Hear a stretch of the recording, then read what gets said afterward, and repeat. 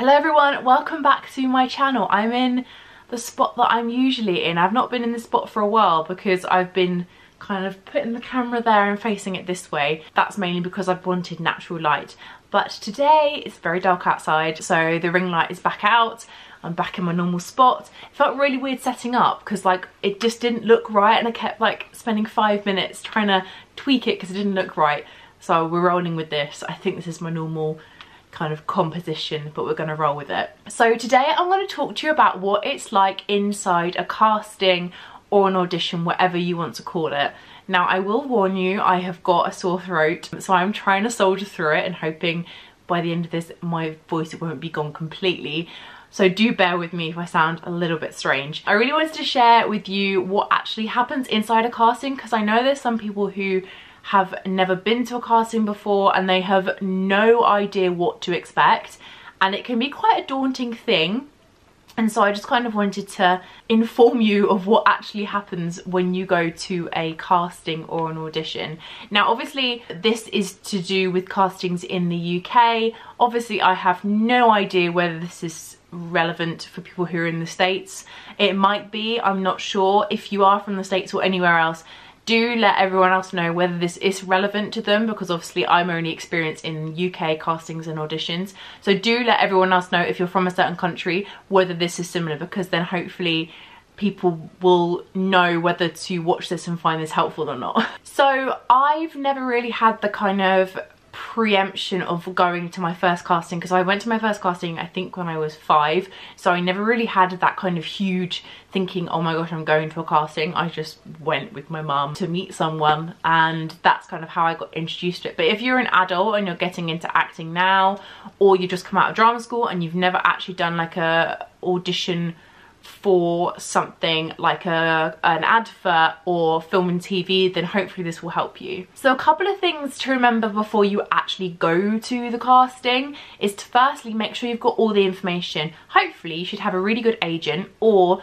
you will have been sent all the information beforehand by the casting director if you've not got an agent and you found this job yourself. So make sure you've got everything. Make sure you've got the address, know where you're going, look it up on Google Maps, look at your train times if you're going by train or whatever. Make sure you know exactly what you need to prepare for the audition. If you need a script, make sure you've got the script. If you know that it's going to be improvisation, just be aware that you're going to be doing that sort of thing, because you don't want to turn up and things just be kind of thrown at you. Sometimes this happens, sometimes you're given the script on the day and that's just something last minute that they've had to deal with as well. But just so you know in your mind that you've got everything and you know exactly what's happening in that respect. Another little thing I really suggest doing is arrive early. I hate being late, I absolutely hate it, and especially when it's something like this, I prefer to go and be early, sit down, chill out. If it's been raining outside, dry off, you know, make yourself look presentable, and also have some time to fill out any forms. Sometimes you have forms to fill in when you go to a casting, or familiarize yourself with the script that you've brought with you, or whether they've got like a little brief outline of what's going to be happening in the casting if you're doing improvisation. Normally that's to do with things like adverts and commercials. Those sort of castings, they will have like a brief script of what the whole advert is going to look like outside, which you can read through, and you can normally pick up the role that you're going for in that script. Sometimes there might be a line that they've thrown in, but it's just good to have that time to prepare for something like that if that is thrown at you. As I said, you'll either be given a script or it'll be improvisation. Sometimes you might be taken into a group audition.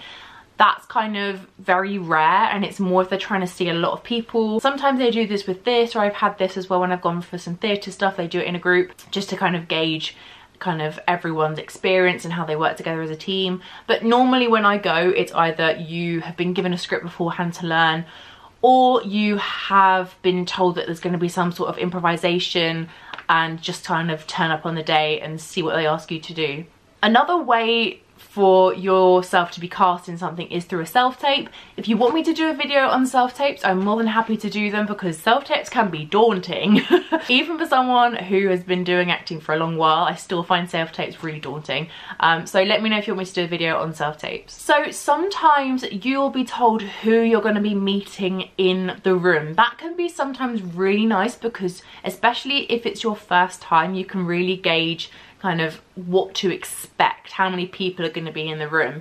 If it's film or TV, it will sometimes be just the cast and director and maybe a camera person. Sometimes it's just the cast and director and they've got a little flip camera that they use. Sometimes they will say if you're going to be meeting the producer or the director, but they will always tell you beforehand just so you know who you're going to be meeting. Also, that's a really good thing to keep an eye on. If you know who you're going to be meeting, maybe look them up, maybe see what previous work they've done, because then you can kind of bring that into conversation if that comes about, and that's a really good way of them knowing that you care about the job, you care about their work. With commercial castings, don't be freaked out if there are loads of people in the room. Normally, if you've got 5 or 6 people in the room as well as the casting director, they are the clients, so they are the people from the brand that are doing this commercial. Sometimes they don't even pay attention to you, they're just busy on their laptops. Sometimes they will actually watch you. Just take their presence with a pinch of salt. Don't really focus on trying to impress them. Sometimes it can be really disheartening if you're trying to get them to laugh at what you're doing in the improvisation or whatever and they're not paying any attention. It's not your fault, they're just doing their work, just leave them to it. So when you actually walk into the room, they'll call your name. Sometimes they run late. I will warn you now, I have sometimes been waiting at a casting for an hour and a half.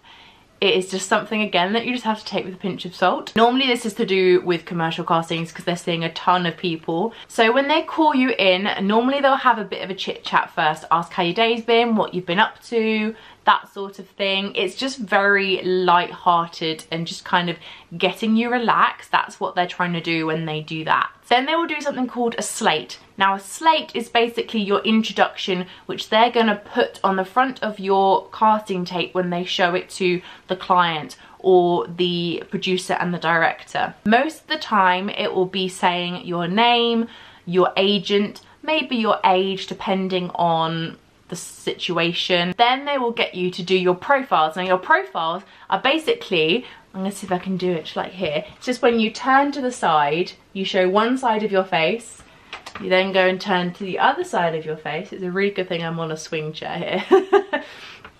And then you come back to the middle. Sometimes if it's a casting and there's going to be close up on your hands, they will then ask you to show your hands like that, just to make sure that you're not missing a finger or anything. Then they will cut camera and they will tell you what you're going to do. If you're in a commercial or ad casting, they will tell you what improvisation you're going to be doing. You might have props. With improvisation in general, you just kind of have to let loose and go with it. Again, if you want me to do a video on improvisation, because I know it comes up a lot and I know a lot of people hate it, then I will happily do it. But it's not something to be feared, because sometimes some of your best work can be done when you're improvising, which is the greatest thing about it. If you're going to be in a film or TV casting, then they will say, let's have a read through of the script. Sometimes they will just do it off camera, just so you can show them what your initial ideas are, and then they can kind of guide you in the right direction. Sometimes I've had cases where the casting director will say,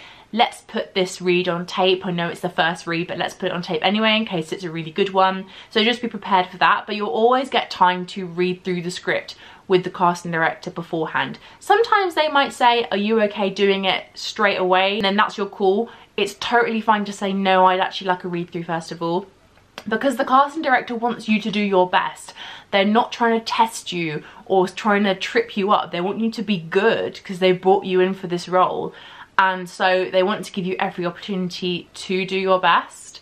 Also as well, don't be afraid to ask to do another read through when you actually do put it on tape. It's totally fine if you're not happy with the read through and they've put it on tape. It's totally fine for you to say, actually, can we do it again? That wasn't my best. Then they will film it. They will film whatever you're doing. I've always had it where they filmed it. There's only been a few occasions where they've not put something on tape, and that's normally if the important people are in the room, like the clients, if they're actually watching it, or the director. But most of the time they're going to put it on tape so they can refer back to it later. They would also tell you whether to look in the camera or not. I know this is kind of a thing that some people are never sure on. Most of the time, if you're going to be reading with someone in a film or TV casting, you're going to look at the person you're reading with. I've only had a few occasions where they said, can you look down the barrel of the lens? And then that's fine, do that. But most of the time they don't want you to actually look in the camera. They just prefer you to look everywhere else but. Also, this is just kind of like a little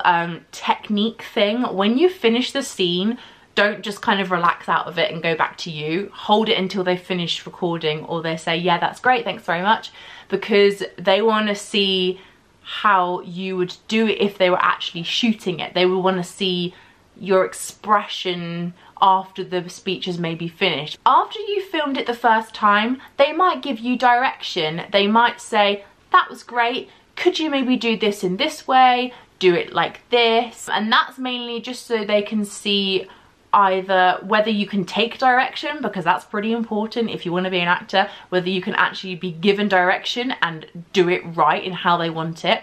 And the second thing is that if they know that the director wants something done in a certain way, then when they give you direction, they are steering you towards the idea that the director has. Right, you may have moved slightly because my battery died. I can tell my batteries are on the way out because they're starting to not last as long.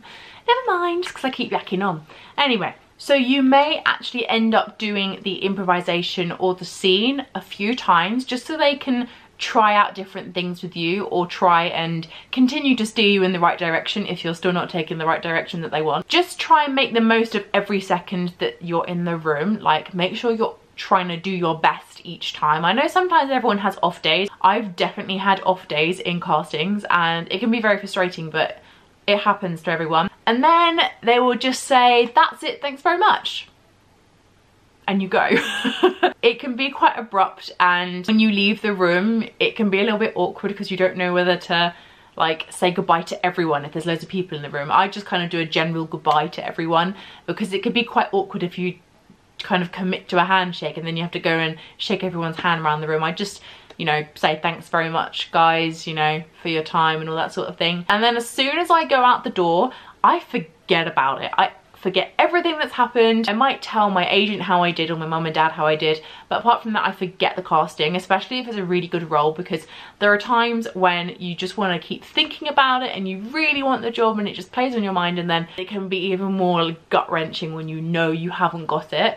So just kind of forget about the whole thing, move on to the next one. If you've got one lined up, great, go on to another casting, concentrate on that. So yeah, that is what it's like in a casting. I hope you found this helpful, because it can be such a daunting experience going to a casting, especially if it's your first time. Also as well, if you've been out of the game for a while and you're coming back into acting, it can be quite daunting trying to remember whether you can actually act at all and whether you know how to function in a casting. It can be really daunting. So I really hope you enjoyed this video and you found it helpful. Please do let me know if you did. Let me know whether this is a similar situation elsewhere in the world with castings. Let me know. Please do subscribe if you are new. Give this video a thumbs up if you did enjoy it, and I will see you in my next video. Bye.